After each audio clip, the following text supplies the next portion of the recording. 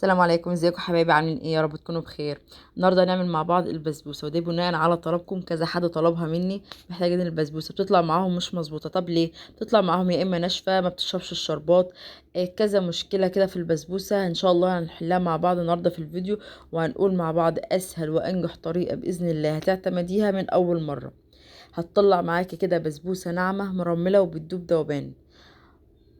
ما شاء الله اللهم بارك. حاجه كده تسويه ممتازه، تطلع معاك السمك بتاعها، تطلع كده من الصينيه بتاعتها طريه وماسكه نفسها ومش ناشفه كده، لا، شاربه الشربات، تسويه ممتازه، كل حاجه زي الفل. فان شاء الله هنعرف كل التفاصيل دي مع بعض في الفيديو. يعني يا ريت تتابع الفيديو للاخر، ولو لسه اول مره تتابعيني يا ريت ما تنسيش تضغطي لايك وتفعيل الجرس عشان يوصلك كل جديد باذن الله. يلا نشوف هنعمل الجمال والحلاوة دي ازاي، ونشوف البسبوسة بتاعتنا بطريقتها السهلة النهاردة. ان شاء الله هتجربيها وهتعتمديها معاك. نسمي الله ونصلي على الرسول ونشوف هنبدأ نعمل ايه. في الاول كده انا معايا هستخدم الكوبايات اللي هي كوباية الشاي العادية خالص. انا هكتب لك المعيار باذن الله في صندوق الوصف بالجرام وبالكوبايه. لو عندك ميزان يبقى افضل، مش متوفر الميزان يبقى هنستخدم الكوبايه اللي هي كوبايه الشاي العاديه. هيبقى معايا 150 جرام سمنة، عبارة عن كوباية الا ربع. 150 جرام لبن، كوباية الا ربع. معايا كوباية سكر 200 جرام، كوباية بس مش مليانة للآخر قوي. معايا معلقتين من جوز الهند، تقدري تستغنى عنه لو مش بتحبيه بس هو بيديله طعم حلو.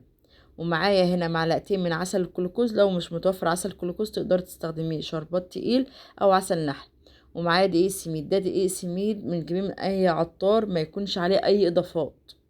هنا البسبوسه هنعملها من غير اي بيكنج باودر ومن غير اي اضافات بطريقه السهله البسيطه بتاعتنا، وهتطلع معاكي ناجحه. في الاول كده انا هجيب معايا دقيق السميد، هضيف عليه معلقتين جوز الهند باكو فانيليا. هديلها بس تقليبه كده مع بعض ونسيب الخليط ده كده على جنب،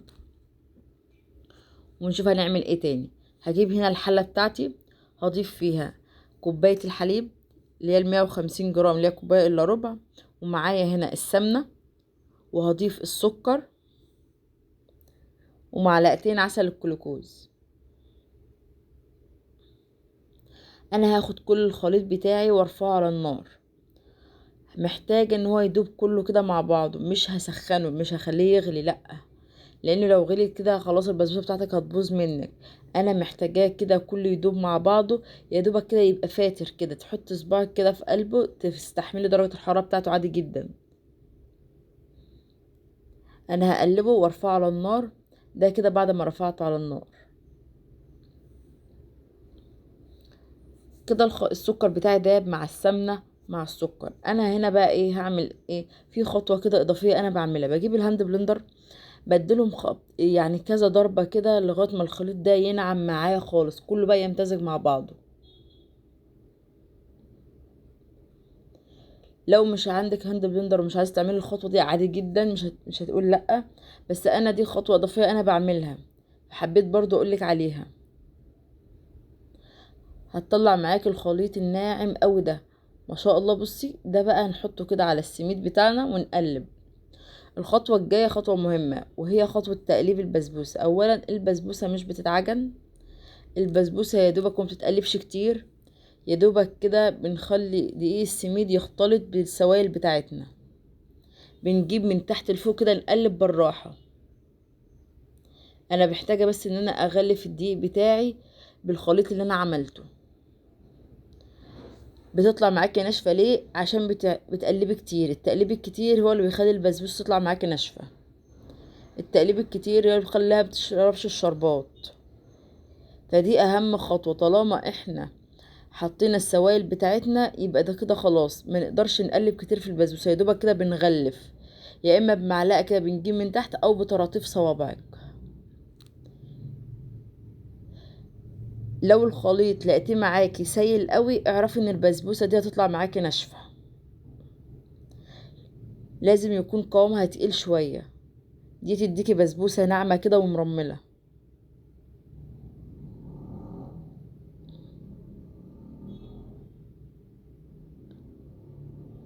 فدي الخطوه المهمه اللي بتخلي البسبوسه تطلع معاكي ناشفه، ان احنا ما بنقلبش ما بنعجنش يا جماعه، يا دوبك بس بنقلب تقليب خفيف كده. ده القوام المظبوط بتاع البسبوسه معايا.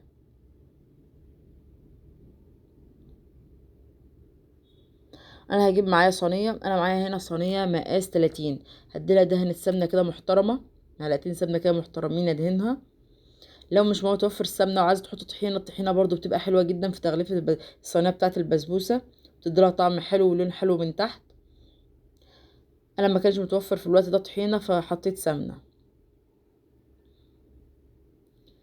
إيه، تقدري تستخدمي صينيه 28 او 30، بس انا بفضل مقاس 30.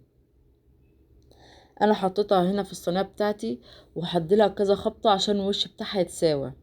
وعشان تسويها، لو مش هتعرفي تسويها بمعلقه، انا بليت ايدي كده بميه، بس للاسف المقطع ده اتمسح بميه وسويت الوش بتاعها. عايزه بقى تقطعيها او تسيبي الصينيه كده على بعضها وتدخلها الفرن عادي، بس انا حبيت اقطعها كده، احط ايه كده كذا حبايه كده من البندق. عايزه تسيبها ساده مفيش مشكله، عايزه تحطي مكسرات المتوفر عندك، بندق، سوداني، لوز، اي حاجه. في الوقت ده انا هكون مشغله فرن على درجه حراره 180، هدخلها في الرف الاوسط. واول ما تطلع هسقيها بشربات سخن، ويكون ده خفيف، شربات خفيف سخن.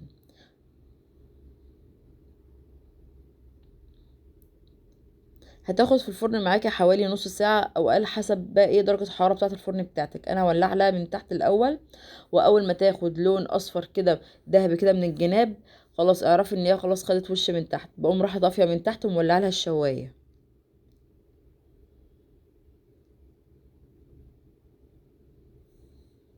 شربات البسبوسة بيكون شربات خفيف، لازم يكون سخن والبسبوسة تكون سخنة.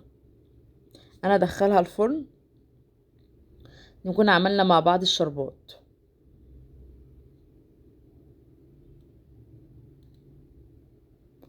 معايا هنا الحلة بتاعتي، هضيف هنا كوبايتين من السكر، عليهم كوبايتين من المية، ومعلقة عسل كلوكوز. هرفعهم كده على النار لمدة 10 دقايق، وهضيف باكو فانيليا، واول ما تغلي هديلها عصرة ليمونة.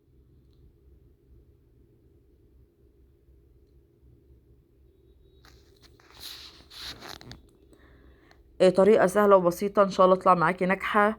ان شاء الله هتجربيها وهتقولي رأيك فيها ايه، وانا واثقة انها تطلع معاكي ناجحة من اول مرة. يا رب الطريقة تكون عجبتك، ويا رب تجربيها وتقولي رأيك في الكومنتات بإذن الله. ما شاء الله الصينية بتاعتنا طالعة لونها زي الفل، تحفة. تاخد الشربات بتاعها، انا هسقيها مش هسقيها كمية الشربات كلها، يعني انا عشان تعرفي الشربات بتاعها مظبوط، اضغطي بصبعك كده في نص الصينية، لو لقيتيها بتطلع شربات خلاص يبقى كده اكتفت. هي تشرب الشربات بتاعها، واسيبها كده تفضل بقى طرية معايا، وتحفة جدا، تطلع معاكي مرملة كده وناعمة، ما شاء الله اللهم بارك، حاجة تحفة. دي البسبوسة بالطريقة السهلة البسيطة بتاعتنا، من غير اي تعقيدات، مفيش بيكنج باودر، مفيش اي حاجة، تطلع معاكي تسوية ممتازة واخدة لون حلو. يا رب الوصفة تكون عجبتكم، وهستنى رأيكم بإذن الله.